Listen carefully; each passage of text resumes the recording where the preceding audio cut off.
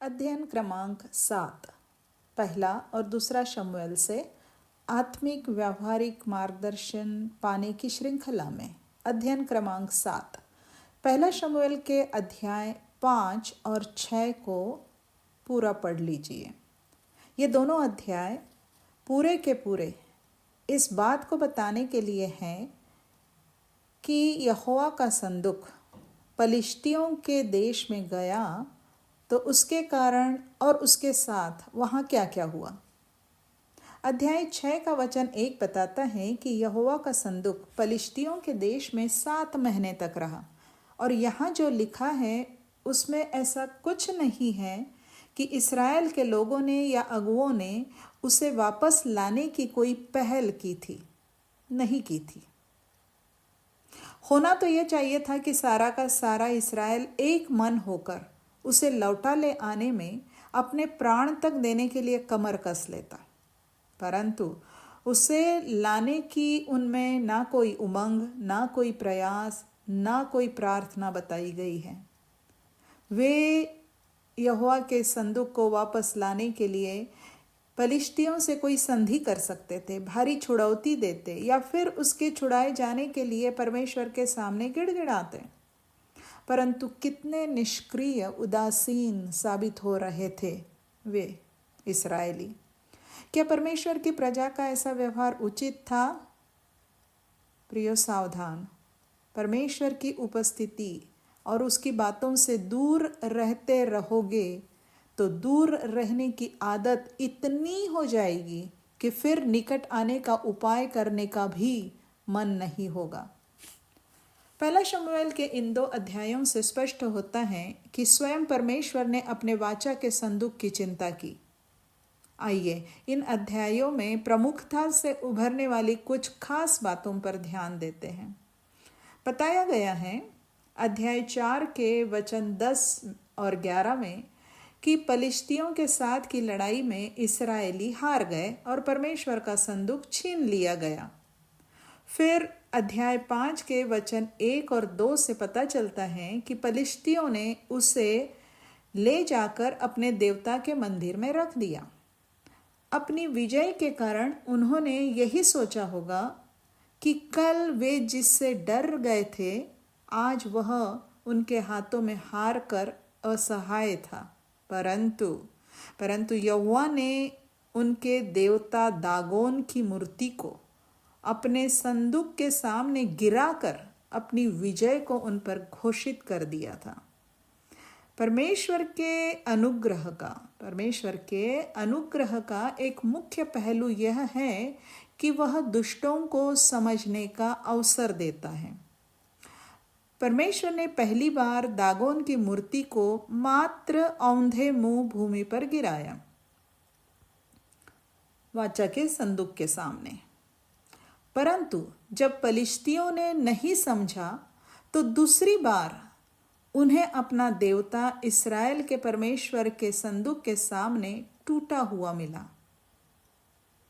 तो भी शैतान द्वारा आत्मिक रीति से अंधा किया गया मनुष्य कितना नासमझ है, इसका प्रमाण यहाँ मिलता है कि दागोन के मंदिर की डेवढ़ी पर पाँव न धरने की प्रथा को कायम करके पलिश्तियों ने इस बात को तो सदा के लिए चिन्हित कर दिया था कि यहीं पर हमारा देवता यहोवा के संदूक के सामने टूटा पड़ा था। परंतु वे स्वयं यहोवा के आगे नहीं झुके। उनके समझ में यह नहीं आया कि यहोवा ही एकमात्र महान परमेश्वर है। काश कि यहोवा को सच्चा परमेश्वर मान लेते और उसके अनुग्रह को पा लेते। कितना दुखद है मनुष्य का आत्मिक अंधापन। इन अध्यायों में परमेश्वर ने वाचा के संदूक के कारण जो कुछ पलिश्तियों में किया, उससे परमेश्वर ने यह बात प्रमाणित कर दी कि इस्राएली लोग युद्ध में हार गए थे, परंतु परमेश्वर नहीं हारा था। यहोवा परमेश्वर में सदा के लिए ऐसी सामर्थ है कि वह अपने आप को प्रमाणित करता है कि यहोवा सब देवताओं में बड़ा है। जैसे मूसा के ससुर ने निर्गमन 18 के 11 वचन में और नबूकदनेस्सर ने दानियल 3 के 29 वचन में मान लिया था। यह तो यहोवा का अनुग्रह और धीरज है कि वह लोगों को अपनी मूर्खताओं से निकलने का अवसर देता है, परंतु लोग हैं कि उसके अनुग्रह के अवसर को ठुकरा देते हैं। फलिश्तियों का यहोवा के संदूक को अपने मंदिर में अपने देवता के पास रखना यह दर्शाता है कि वे उसे धार्मिक आदर की वस्तु समझे थे। इसका मतलब है कि उसे उन्होंने तुच्छ नहीं जाना था, उसे आदर दिया था। काश कि इस्राएल के याजक होप्नी और पिनहास अपने परमेश्वर से संबंधित बातों का, उसके भवन और उसके बलिदानों का और उसने ठहराई हुई व्यवस्था का उचित आदर करते।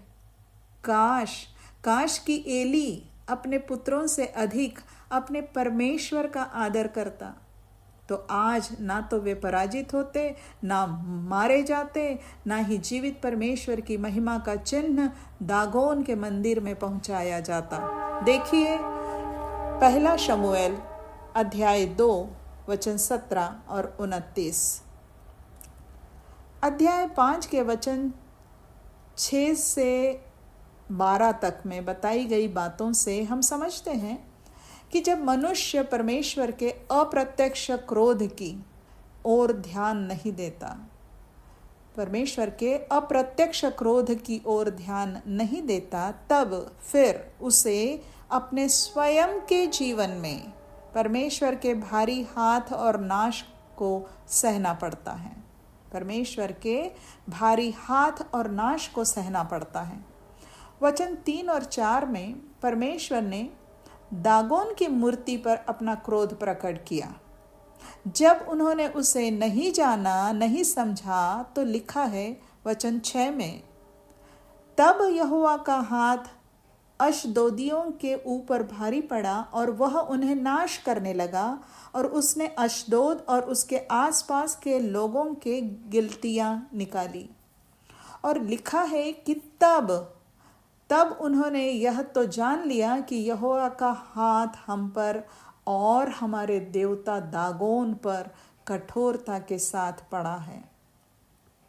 फिर आगे यहोवा की कठोरता से बचने के लिए उन्होंने जिन युक्तियों को किया, उससे यही समझ में आता है कि परमेश्वर के क्रोध से बचने के मनुष्य के सारे प्रयास जो पश्चाताप और विश्वास के बिना होते हैं, वे बेकार ही जाते हैं।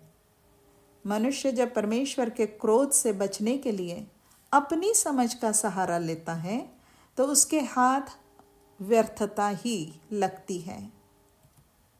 वचन 8 से 12 में दिखता है कि फलिश्तियों ने परमेश्वर के संदूक को अन्य नगरों में घुमाकर अपनी मूर्खता से अपने ही नाश को बढ़ाया था। इन वचनों में पाए जाने वाले शब्दों से पता चलता है कि हर नगर में उनका नाश कैसे बढ़ता गया।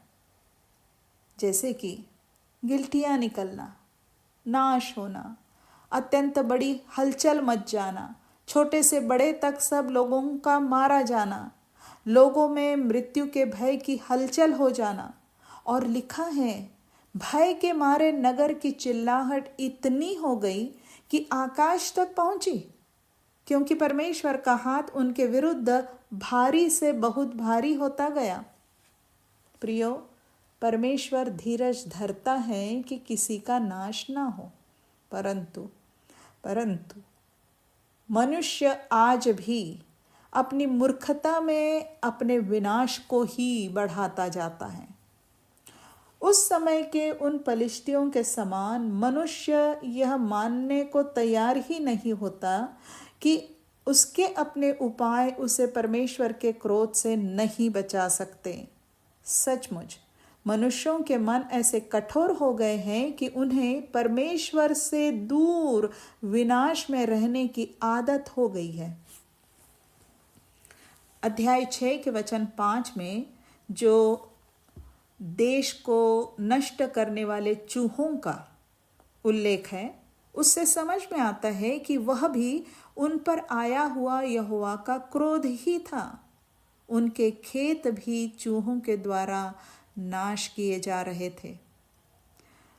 वचन 1 और 2 से पता चलता है कि अध्याय 6 के वचन 1 और 2 से पता चलता है कि जब 7 महीनों तक वे इन विपत्तियों से छुटकारा नहीं पा सके, तब पलिश्तियों ने याजकों और भावी कहने वालों को बुलाकर पूछा कि यहोवा के संदूक से हम क्या करें? हमें बताओ कि क्या प्रायश्चित देकर हम उसे उसके स्थान पर भेजें? यहोवा के संदूक के कारण आए हुए नाश और विपत्तियों को देखकर उन मूर्ति पूजक याजक और भावी कहने वालों ने जान लिया था कि उन्होंने इस्राएल के यहोवा का अपराध किया है। इसीलिए अब उनके मन में यहोवा के संदूक के संबंध में प्रायश्चित करने की बात आई थी। इसका अर्थ है कि वे किसी हद तक यह मान रहे थे कि वे दोषी हैं। तभी तो वचन 3 में उन्हें दोष बलि देने की सलाह दी गई। वचन 3 से 5 में पलिश्तियों के याजक और भावी कहने वालों ने जो सलाह दी, वह हालांकि उनके अपने विचारों के अनुसार थी। इसमें वास्तव में यहोवा परमेश्वर की व्यवस्था के अनुसार कुछ नहीं था। तो भी उनके विचारों में उभरने वाली, उनके सलाह में उभरने वाली 6 बातें वास्तव में अपने आप में बहुत सच्चाई रखती थी। उन्होंने अपने लोगों को सलाह दी थी कि उन्हें नंबर 1 परमेश्वर के भारी हाथ से बचने के लिए प्रायश्चित करना अवश्य था। नंबर 2 परमेश्वर के सामने हानि भर देने के लिए दोष बलि देना अवश्य था। नंबर 3 उन्हें इस्राएल के परमेश्वर की महिमा मानना अवश्य था। नंबर 4 उन पर से इस्राएल के परमेश्वर का क्रोध हटा लिया जाना, यह स्वयं उसी की इच्छा से संभव हो सकता था। नंबर 5 जैसे मिस्रियों और फिरौन ने अपने मन हठीले किए थे, वैसे उन्हें नहीं करना था। और नंबर 6 कि वे सब अर्थात सामान्य लोग और सरदार सब एक ही रोग से ग्रसित थे। यह बात उन्होंने मान ली थी, समझ ली थी। यदि हम इन बातों को यहाँ सब मनुष्यों के उद्धार की आवश्यकता के संदर्भ में लें, इन बातों को सब मनुष्यों के उद्धार की आवश्यकता के संदर्भ में लें, तो रोमियो 3:23 पद याद आता है कि सबने पाप किया है। और इर्मया 17 का 9 पद याद आता है कि सबका मन असाध्य रोग से ग्रसित है और सबको अपने पाप के दंड से बचने के लिए परमेश्वर के समक्ष प्रायश्चित की आवश्यकता है। और पहला यूहन्ना 2 और 2 बताता है, पहला यूहन्ना 2 अध्याय पद 2 बताता है कि मसीह यीशु हमारे पापों का प्रायश्चित है, और केवल हमारे ही नहीं वरन सारे जगत के पापों का भी। बात सोचने की है प्रियो, कि क्या हमने इस प्रायश्चित को विश्वास से अपने स्वयं के लिए कार्यकारी होने दिया है कि नहीं?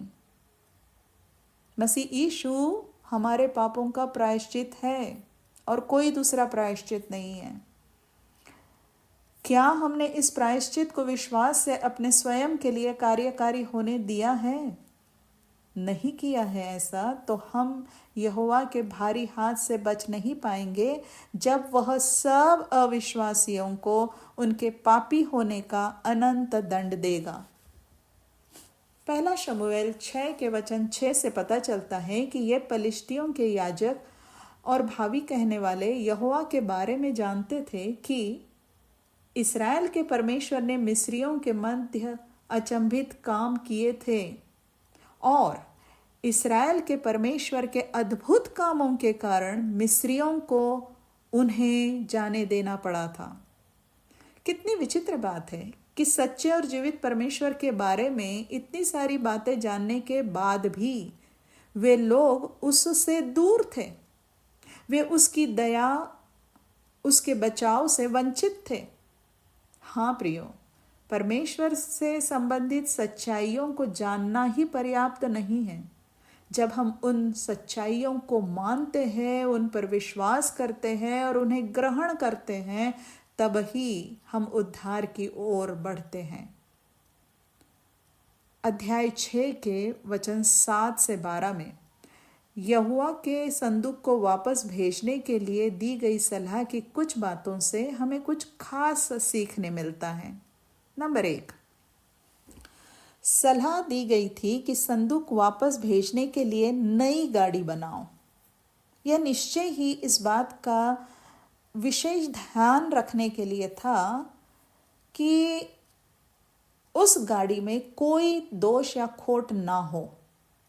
जिस गाड़ी पर यहोवा का संदूक भेजा जाएगा, उस गाड़ी में कोई खोट या दोष ना हो, और वह ऐसी गाड़ी ना हो जो किसी साधारण काम के लिए उपयोग में लाई जाती हो।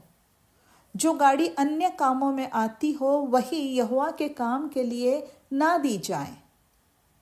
इसलिए उन्हें सलाह दी गई थी कि नई गाड़ी बनाओ।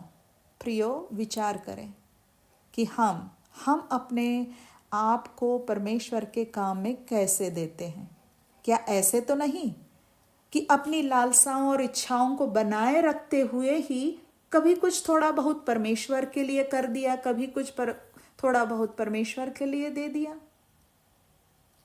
प्रियो, हमें पवित्र आत्मा के नए जन्म के स्नान से मसीह में नई सृष्टि बनाया गया जीवन, उसकी सेवा में लगाना है। हमें परमेश्वर से प्रार्थना करनी होगी कि वो अपने पवित्र आत्मा के नए जन्म के स्नान से हमें मसीह में नई सृष्टि बनाए और हमारे जीवन को अपने काम के लिए इस्तेमाल करें। नंबर 2, सलाह दी गई थी फिलिस्तियों को कि नई गाड़ी में जोतने के लिए दुधार गाय लो, उनके बच्चों को उनके पास से लेकर घर लौटा दो। दुधार गायों को लेकर यह पूर्ण संभावना थी कि उन गायों के दूध पीते बच्चे उन्हें अपनी ओर खींचेंगे और वे गायें निश्चय ही प्राकृतिक स्वाभाविक लगाव के कारण अपने बच्चों की ओर खींची चली जाएगी। तथापि दुधार गायों का अपने बच्चों की ओर ना जाकर इस्राएल के नगर की ओर जाना यही दिखाने वाला था कि इस्राएल के यहोवा का संदूक यहोवा स्वयं अपने देश इस्राएल में वापस ले जा रहा है। प्रियो, इसको लेकर ये सोचें, क्या हमने स्वयं को परमेश्वर के लिए ऐसे पूर्णतः उन बातों से अलग किया है जो हमारी मसीही दौड़ में रुकावट बन सकती है? क्या हमने अपने जीवन से हरेक रोकने वाली वस्तु और उलझाने वाले पाप को दूर किया है? यदि हम अपने आप को शारीरिक और सांसारिक बातों से अलग नहीं करेंगे तो परमेश्वर के साथ नहीं चल पाएंगे। वचन कहता है कि जो मसीह यीशु के हैं, उन्होंने शरीर को उसकी लालसाओं और अभिलाषाओं समेत क्रूस पर चढ़ा दिया है। इसलिए अब वे परमेश्वर के पवित्र आत्मा के चलाए चलते हैं। क्या ये अनुभव हमारे जीवन का है? क्या ऐसा कार्य प्रभु ने अपने आत्मा के द्वारा, मसीह यीशु के लहू के द्वारा हमें शुद्ध करने के द्वारा हम में किया है? आप अवश्य इन पदों को देखिए, गलातियों 5 वचन 16 से 25 और इब्रानियों 12 वचन 1 और 2। नंबर 3, फिर कहा गया था कि उस गाड़ी पर प्रायश्चित की सारी वस्तुओं को रख कर उसे रवाना कर दो कि चली जाए। और आगे वचन 12 में लिखा है कि तब गायों ने बेत शेमेश का सीधा मार्ग लिया। बेत शेमेश ये इस्राएल की सीमा में का इस्राएल का गांव था।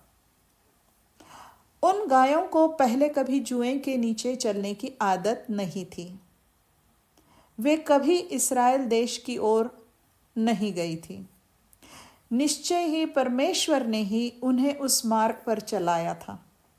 वे अपने सृष्टिकर्ता की अगुवाई में सीधे वहां गई जहां उसकी योजना में उन्हें जाना अवश्य था। उनका सृष्टिकर्ता परमेश्वर उनको लिए चला। प्रियो, हम यदि परमेश्वर के चलाए चलेंगे तो निश्चय ही सही दिशा में, उसकी सही योजना में, सही निशाने की ओर बढ़ते जाएंगे। हम अपने स्वर्गीय देश की ओर आत्मिक रीति से बढ़ते जाएंगे।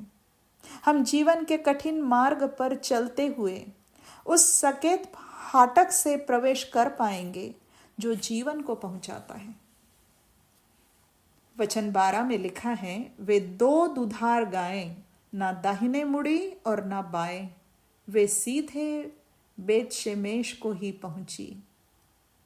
2 दुधार गायें एक ही दिशा में चली। निश्चय ही उनके सृष्टिकर्ता परमेश्वर यहोवा परमेश्वर ने उन्हें ले चला, वो उनकी अगुवाई की उसने। तो 2 दुधार गायें, ना दाहिने मुड़ी और ना बाएं, वे सीधे बेत शेमेश को ही पहुंची। तब उनका पीछा करने वाले पलिश्ती सरदारों ने वचन 9 में ठहराई गई अपनी बात के अनुसार ही जान लिया कि उनके मध्य जो बड़ी हानि हुई थी वह संयोग से नहीं, परंतु वह परमेश्वर की ओर से हुई थी। गायों को अपना गंतव्य स्थान नहीं पता था। वे अपने सृष्टिकर्ता परमेश्वर के चलाए चलती गई और सही स्थान पर पहुंची।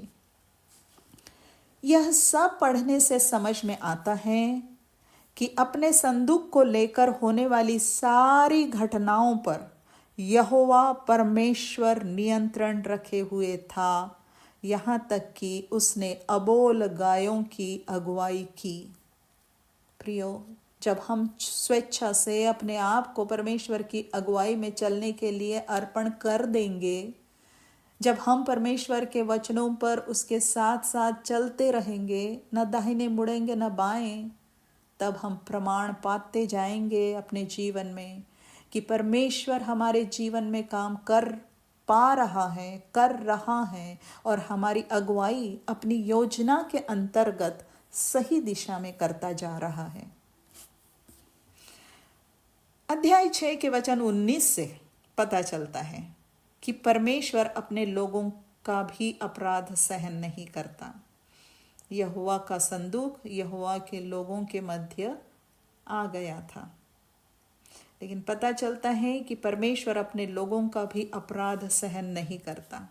लिखा है कि इसलिए कि बेत शेमेश के लोगों ने यहोवा के संदूक के भीतर झांका था, उसने उनमें से 70 मनुष्य और फिर 50,000 मनुष्य मार डाले।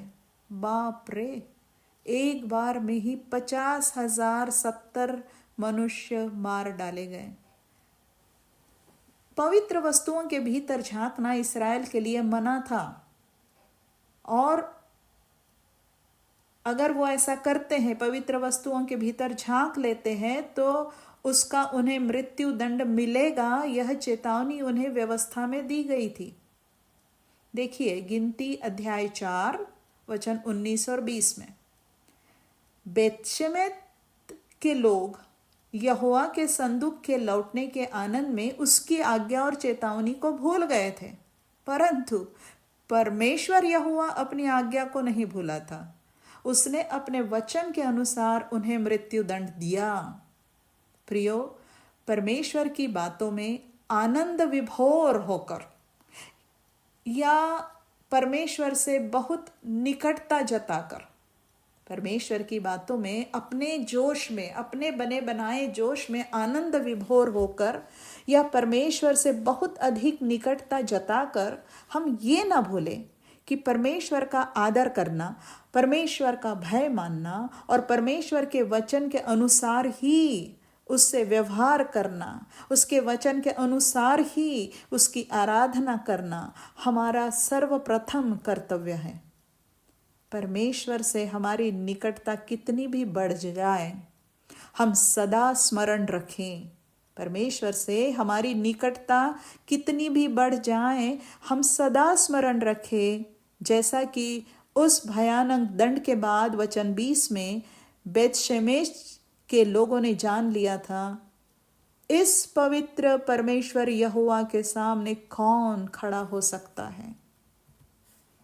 अध्याय 7 के वचन 1 में किर्यत यारीम के लोगों ने ठीक ठीक काम किया। लिखा है कि उन्होंने यहोवा के संदूक की रक्षा करने के लिए अबीनादाब के पुत्र एलियाजर को पवित्र किया।